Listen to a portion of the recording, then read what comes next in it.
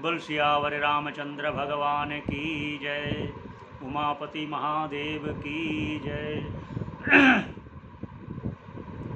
आज हम चर्चा करेंगे, एक गंधर्वों के राजा हुए हैं, उनका नाम पुष्पदंताचार्य जी है। देवताओं की श्रेणी में आते हैं ये गंधर्व। आप सब लोग जानते होंगे कि जब अर्जुन स्वर्ग यात्रा किया कि मैं दिव्य अस्त्रों को प्राप्त करूं, तो उन्होंने नृत्य सीखा, वो गंधर्व से सीखा, गंधर्व से। तो गंधर्व जो हैं वो गायन में निपुण होते हैं। और ये जो पुष्पदंता आचार्य जी हैं, ये बहुत बड़े विद्वान थे, राजा थे गंधर्वों के। गंधर्वों के राजा और विद्वान, संस्कृत में बहुत विद्वान थे। और विद्वान के साथ साथ भगवान शंकर के प्रति उनका बहुत प्रेम था। भगवान की बहुत ही उपासना, आराधना और पूजा किया करते थे। उनका मन बहुत लगता था भगवान शंकर की पूजा करने में। तो आज हम पुष्पदंताचार्य जी की चर्चा करेंगे। तो उनके द्वारा रचित है एक भगवान की स्तुति, जो शिव महिमन स्तोत्र के नाम से प्रसिद्ध है। उनके कुछ श्लोकों का भी उच्चारण करेंगे।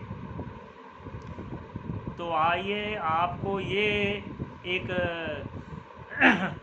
ग्रंथों में आया है, वो बात करते हैं। भगवान शंकर की वो प्रतिदिन पूजा करते थे।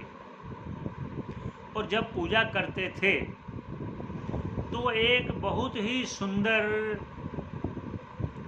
बाग था किसी का। उसके बाग और बगीचे में बहुत ही सुंदर सुंदर फूल लगे थे। तो वो उनको बहुत अच्छे लगे गंधर्व को, राजा जो था, जो नित्य पूजा किया करता था। तो गंधर्व को वो पुष्प बहुत मन को भाने लगे, तो क्यों ना हो मैं इन पुष्पों से भगवान शंकर की पूजा किया करूं। तो देवताओं में एक ऐसी शक्ति होती है जो अपने देह को इतना सूक्ष्म कर लेते हैं कि वो अदृश्य हो सकते हैं। वायुवे देह जैसे वायु हमें दिखाई नहीं देती, लेकिन वो कार्य सब कर सकते हैं। उन्होंने ये ऐसा इसलिए किया कि जिसका ये बगीचा होगा, अगर उसने मना कर दिया कि मेरे बगीचे से ना लो तो मैं पूजा में मैं फूल इस्तेमाल नहीं कर सकता, तो इसलिए वो अदृश्य होकर उन फूलों को लेकर रोज़ भगवान शंकर की पूजा करने लगे। तो वो जो बगीचा जिसका था, तो उसने देखा कि ये बागीचे में फूल अब कम होने लगे हैं, क्या कारण है। तो उन्होंने विद्वानों से पूछा, तो कहते इसका एक उपाय है कि आप भगवान शंकर जी की पूजा में जो इस्तेमाल किए गए हैं, जो भी सामग्री, फूल है, बिलपत्र हैं, और भी जो सामग्री है, उसको लेकर जहाँ रास्ता है आने जाने का, वहाँ बिछा दीजिए।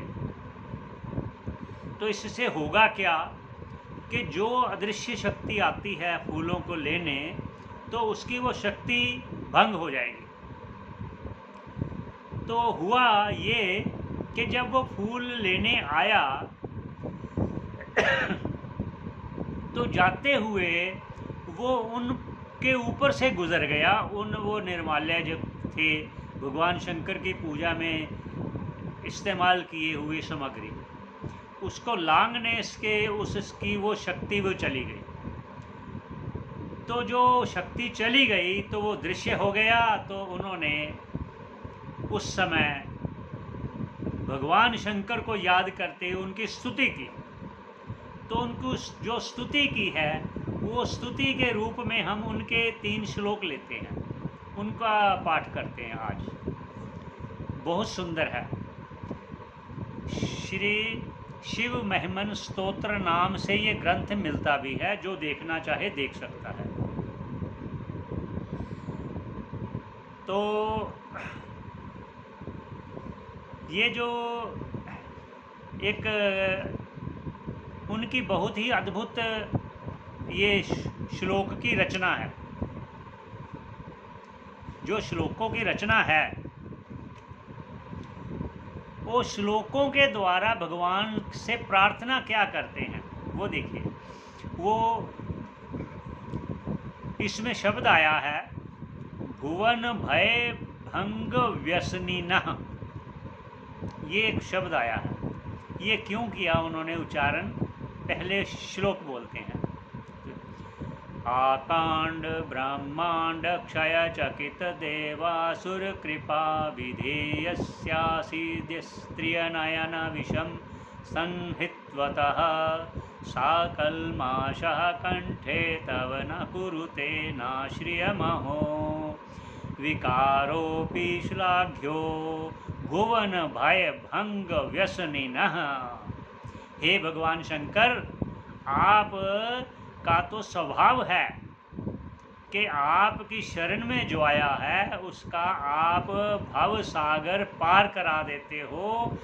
भव भय भुवन भय भंग व्यसनी ने, आपका ये तो आदत है कि आप जो भुवन भय अर्थात संसार सागर में भय है जन्म मरण का, आप उसको भंग कर देते हो, अर्थात जन्म मरण रहित उसको देकर उसको मोक्ष पद दे देते हो। हे भगवान शंकर, ऐसी स्तुति उन्होंने किया।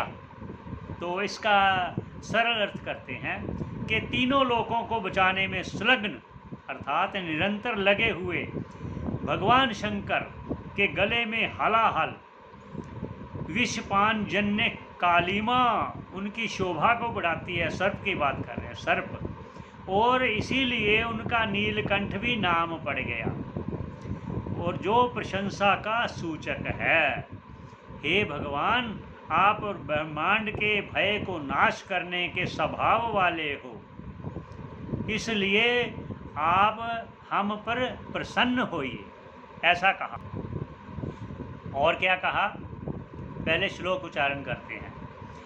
असित गिरिशं स्यात् कज्जलं सिंधु पात्रे सुरतरुवर्शाखा लेखनी पत्रमुर्वी लिखति यदि गृहीत्वा शारदा सर्वकालं तदपि तव गुणानामीश पारम न याति। वो पुष्पदंताचार्य जी कह रहे हैं, हे भगवान शंकर, असित गिरिशम जो नील पर्वत है, सबसे बड़ा पर्वत है, स्यात कज्जलम, अगर ऐसा इतना ढेर कज्जल का हो जाए, स्याही काली स्याही को लेना वो कह रहे हैं, इतना ढेर अगर हो जाए, और सिंधु पात्रे, और जो सिंधु है, जो समुद्र है, वो एक दवात रूप में लिया जाए, जिससे वो स्याही में ये पूरा जो पुराने कलम से लिखने वाले थे ना, उसको ये बोल रहे हैं कि वो स्याही की दवात बना लूँ, वो जो पर्वत है वो सारा मैं कज्जल का रूप अगर समझूं और समुद्र को दवात समझूं, सुरुतर वर शाखा लेखनी, और कलम किसो जो कल्प वृक्ष है, वो जो कभी ना खत्म होने वाला, ऐसा उसकी मैं कलम बनाऊं, लेखनी पत्र मोरवी, अगर ऐसे हो मैंने वो कह रहे हैं, अगर उसकी कलम हो और पत्र मुरवी, और जो पत्र जिस पर लिखना है वो सारी पृथ्वी संसार की हो जाए, लिखती यदि गृहीत्वा, अगर उस पर लिखने बैठे कौन, शारदा सर्वकालम, वो शारदा माता अगर सर्वकालम अगर हर समय लिखने बैठ जाए, क्या, तदपि तव गुणानाम ईशम, हे भगवान शंकर, आपके गुणों को अगर लिखने बैठ जाए तब भी ये सारा पारम ना याति, आप गुणों को लिखते लिखते आपके गुणों का पार ना पा सके। हे भगवान शंकर, ऐसी वो स्तुति कर रहे हैं पुष्पदंताचार्य जी भगवान शंकर से। क्यों? क्योंकि वो उसकी अदृश्य शक्ति खत्म हो गई कि अब मुझे आपकी पूजा में बाधा होगी, इसलिए वो थोड़े से निराश होकर भगवान शंकर की स्तुति कर रहे हैं। आगे क्या कहते हैं? आगे एक श्लोक और लेते हैं। श्री पुष्पदंत मुख पंकज निर्गतेन स्तोत्रेण किल्बिषहरेण हरप्रियेण कंठस्थितेन पठितेन समाहितेन सुप्रणीतो भवति भूतपतिर्महेशः। ये कह रहे हैं कि पुष्पदंताचार्य जी के मुखवारविंद से निकले हुए त्रिताप नाशक, तीनों तापों का नाश करने वाले, वो आप जानते हैं त्रिताप क्या हैं, आध्यात्मिक, अधिभौतिक, अधिदैविक ताप जो हैं, वो शंकर जी को सर्वाधिक जो प्रिय इस स्तोत्र के माध्यम से एकाग्रचित होकर अगर कोई इसका पाठ करे तो त्रिताप नाश होंगे। अगर रोज़ पाठ करता है, चराचर समस्त प्राणियों के रक्षक भगवान शंकर अत्यंत प्रसन्न हो जाते हैं ये स्तोत्र बोलकर। पर मैंने सिर्फ 3 ही श्लोक लिए हैं और उनके श्लोक 40 के करीब हैं, तो कभी समय मिलेगा तो हम ये सारे श्लोकों का उच्चारण करेंगे। बहुत सुंदर है और बहुत अद्भुत है। अद्भुत मतलब इतना मन में भगवान शंकर के प्रति प्रेम उमड़ आता है। तो यहीं पर रखते हैं, आगे ईश्वर हरी इच्छा से बोल सियावर रामचंद्र भगवान की जय, उमापति महादेव की जय। सबके मंगल की कामना करते हुए फिर मिलेंगे।